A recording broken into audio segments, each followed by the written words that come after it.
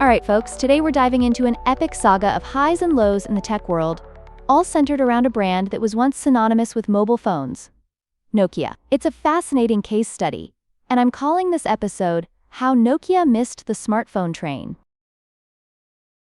I'm totally intrigued already. So what really happened back then? Why didn't they stay on top? Let's set the stage. Picture it early 2000s. Nokia was the king of mobile phones. But, what went wrong? First off, Nokia was just way too slow to respond to the smartphone revolution. They underestimated the game changer that was the iPhone. While Apple was releasing this sleek, user-friendly device, people just loved it. Nokia was still relying on its Symbian-based smartphones. Can you imagine that? That's like being at a party and ignoring that new dance craze while you're still just doing the Macarena. Oh man, I can totally picture that.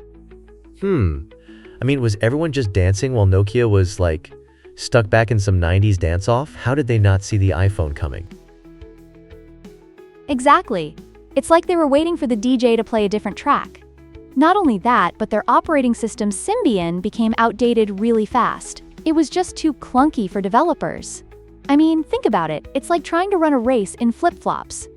They actually abandoned their promising MeeGo operating system. They jumped into this shaky partnership with Microsoft, thinking Windows Phone was the answer. But was it? Wow, that's super risky. So they basically traded one sinking ship for another, huh? What would have happened if they had stuck with MeeGo? Right. They could have taken that route where they actually embraced innovation instead of scrambling to catch up. But it didn't stop there. Nokia made one of their biggest blunders: poor strategic alliances. Imagine picking your sports team and going for the underdog. But the ultimate underdog that nobody thinks will even show up to the game. Choosing Windows Phone over Android?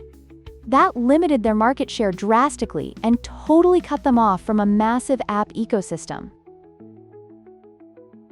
So it's like, if they were at a buffet, they'd pick the one dish nobody liked, while everyone else was feasting on the good stuff? Exactly, perfect analogy.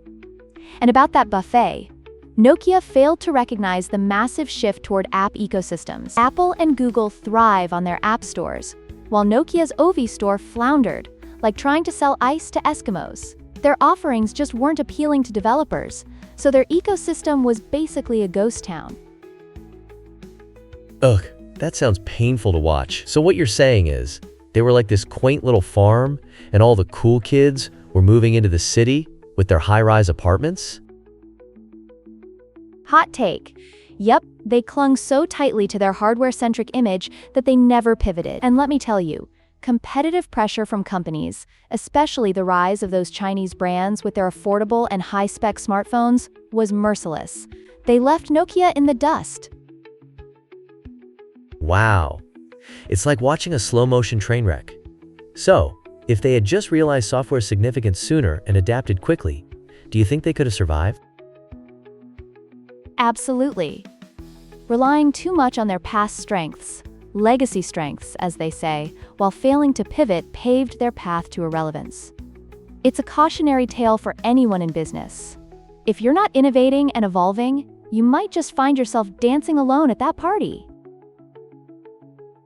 That makes so much sense. It's like a wake-up call for so many companies today. Just because you're popular now doesn't mean you can sit back, right? Exactly. Think of it as staying on your toes.